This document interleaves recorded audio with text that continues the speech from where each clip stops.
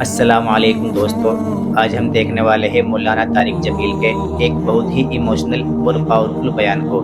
اس بیان میں مولانا نے اللہ تعالیٰ کی قدرت اور نشانیوں کو جس طرح بیان کیا ہے واللہ دل کو چھو گیا۔ تو ویڈیو کو اینڈ تک ضرور دیکھنا۔ چلیے شروع کرتے ہیں۔ میں نے اللہ کو ڈھونڈا تو اس نے اپنا تعارف کروایا۔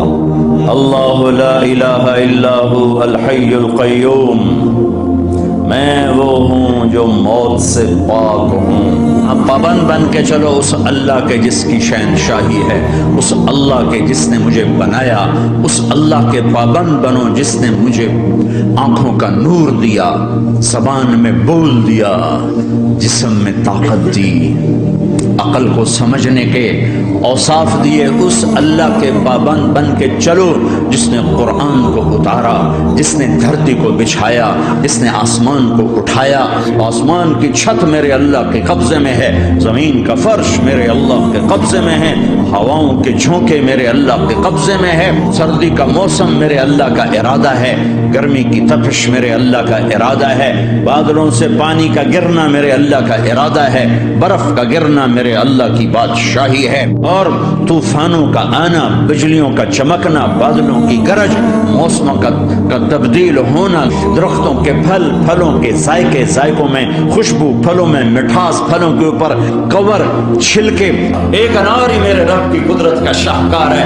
دانا دانا ذرا جوڑ کے دکھاؤ، پھر اس کو پردوں میں لپیٹ کے دکھاؤ، پھر اس کی پیکنگ کر کے دکھاؤ، پھر اس میں رنگ بھر کے دکھاؤ، پھر اس میں ذائقے بھر کے دکھاؤ۔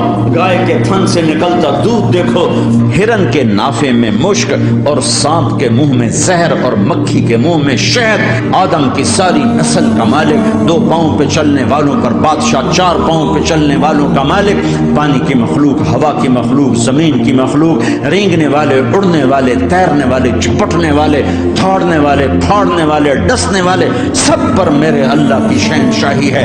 للہ ملک السماوات والارض وما فیہن، لہ ما فی السماوات وما فی الارض وما بینہما وما تحت الثری وان تجہر بالقول فانہ یعلم السر واخفی۔ وہ کون ہے؟ اللہ۔